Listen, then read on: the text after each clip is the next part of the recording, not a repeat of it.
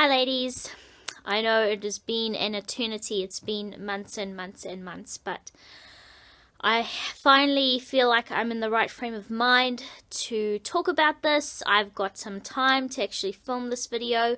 I apologize for the terrible lighting, it's dark outside and so the only light is the light on in the room.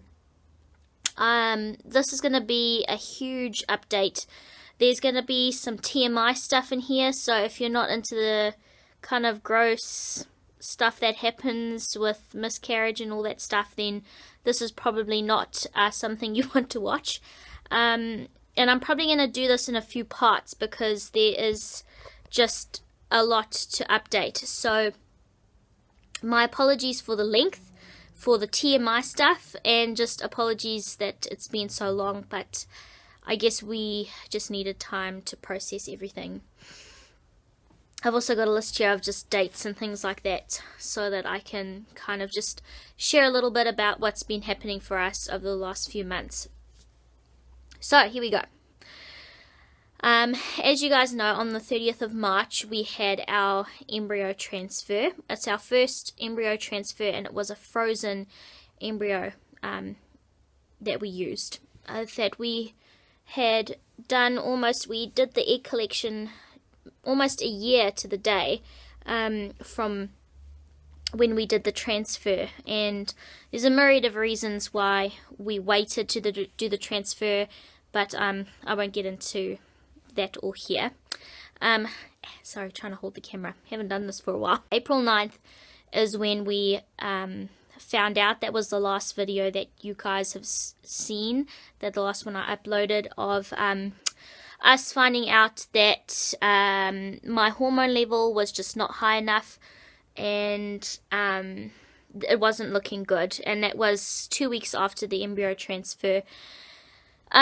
She kind of was saying don't give up hope yet, still kind of live your life like you're pregnant, but I don't know, I just knew at that moment that with the level being that low, it being 2 weeks along, I just kind of knew in my head that it wasn't going to work. It wasn't going to stick, that Emmy wasn't going to result in us having a baby.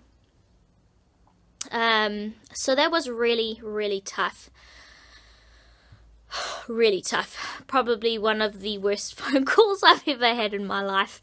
And it was at that point that we decided to share with my dad and my brother, because we were going out with them for dinner. We had kind of made this plan that we were going to surprise them with the pregnancy news, and it just didn't feel right to kind of keep something this ginormous from them, especially when we're looking so upset and not really wanting to socialize. So we shared with them. It was really good to kind of share and to have them on our side. I know they were always on our side, but kind of knowing what we're going through and being able to support us and us support them. So that was really tough.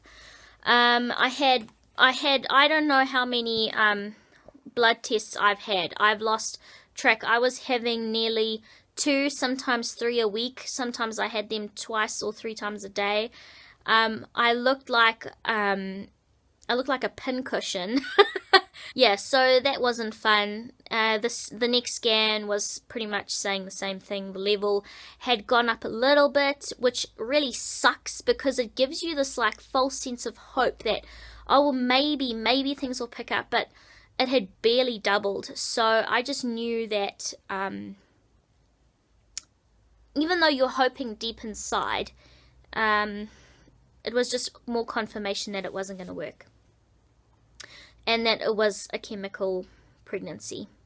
So on the 24th of April, I miscarried, however you want to define that, whether you think a chemical pregnancy is not a miscarriage or is it just a heavy period. For me, I feel like I need to identify it as a miscarriage because to me, Emmy was just as much ready to be my kid as, you know, any of my other embryos, and I longed for Emmy, and I was excited to have Emmy growing inside me and all that kind of stuff. And so I don't know, I just had to identify it. To me, I identify it as a miscarriage. And here's where kind of the TMI stuff comes in. If you've never been through a miscarriage before, if you'd like me to do a bit more in-depth video on that, I guess I can.